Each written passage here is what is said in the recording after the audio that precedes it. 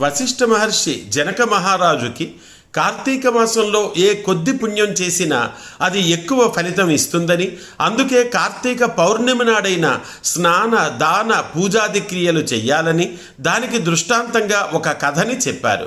తత్వనిష్ఠుడనే బ్రాహ్మణుడు తీర్థయాత్రలు చేస్తూ దారిలో అడవిలో ప్రయాణిస్తూ మర్రి చెట్టుపై ముగ్గురు బ్రహ్మరాక్షసులకు చిక్కిపోయాడు. భయంతో శ్రీ మహావిష్ణువుని ప్రార్థించాడు.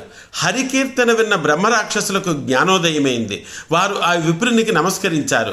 మొదటి బ్రహ్మరాక్షసుడు తాను గత జన్మలో ఒక గ్రామాధికారిగా ఉండి ఎందరో విప్రుల ధనాన్ని అపహరించానని, అందుకే ఇలా బ్రహ్మరాక్షసుడినయ్యానని చెప్పాడు. రెండవ బ్రహ్మరాక్షసుడు గత జన్మలో తాను తల్లిదండ్రులను వారి వృద్ధాప్యంలో నిర్లక్ష్యం చేశానని, అందుకే ఫలితంగా బ్రహ్మరాక్షసుడినయ్యానని చెప్పాడు. మూడవ రాక్షసుడు తాను కోవెల పూజారిగా ఉంటూ సరిగా పూజలు చెయ్యక భగవంతుడి ధనాన్ని కూడా అపహరించానని, అందుకే బ్రహ్మరాక్షసుడినయ్యానని చెప్పి ఆ ముగ్గురు విముక్తికి మార్గం చెప్పమని బ్రాహ్మణుణ్ణి ప్రార్థించారు. వారి మాటలు విన్న బ్రాహ్మణుడు అది కార్తీక మాసం కనుక తెల్లవారుజామునే నదీ స్నానం చేసి ఆ ఫలితాన్ని వారికి ధారపోసి వారికి ఆ బ్రహ్మరాక్షసత్వం నుంచి విముక్తిని కలిగించాడు. వశిష్ఠ మహర్షి అలాగే సాయంకాలం దేవాలయంలో దీపారాధన వల్ల చాలా పుణ్యం వస్తుందని జనక మహారాజుకు చెప్పి దానికి దృష్టాంతంగా ఒక కథ చెప్పారు.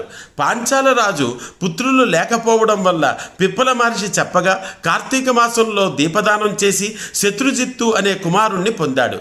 అయితే శత్రుజిత్తు పాపాత్ముడై ఒక పెండ్లైన బ్రాహ్మణ స్త్రీతో సంపర్కం పెట్టుకున్నాడు. ఆమె కూడా తన భర్తను ధిక్కరించి శత్రుజిత్తుతో తిరగసాగింది. అది కార్తీక పూర్ణిమ రోజు. అదే కాక ఆ రోజు సోమవారం కూడా. అయితే వారిద్దరూ కలుసుకునేందుకు ఆ రోజు ఒక శివాలయాన్ని ఎంచుకున్నారు. అర్ధరాత్రి చాలా చీకటిగా ఉండడం వల్ల ఆమె తన చీర ముక్క చింపి ఒక బత్తి చేసింది. శత్రుజిత్తు ఆలయంలో ఉన్న ఆమదాన్ని వెతికి తెచ్చాడు. అక్కడ ఒక ఖాళీ ప్రమిదను చూసి అందులో ఆమదం వేసి ఆ చీర ముక్కనే ప్రమిదిగా చేసి దీపాన్ని వెలిగించారు. వారు అక్కడ కలుస్తున్నట్టు సంగతి తెలుసుకున్నటువంటి ఆ బ్రాహ్మణ స్త్రీ యొక్క భర్త కోపంతో వచ్చి ఒక కత్తితో వారిద్దరిని సంహరించి తాను కూడా అదే కత్తితో పొడుచుకుని చనిపోయాడు. పూర్ణిమ నాడు శివాలయంలో దీపం వెలిగించిన పుణ్యం వల్ల శత్రుజిత్తును బ్రాహ్మణ స్త్రీని శివదూతుల కైలాసానికి, అలాగే ఇద్దరిని హత్య చేసిన పాపానికి, తాను ఆత్మహత్య చేసుకున్న పాపానికి బ్రాహ్మణుణ్ణి నరకానికి తీసుకుపోవడానికి యమదూతలు వచ్చారు.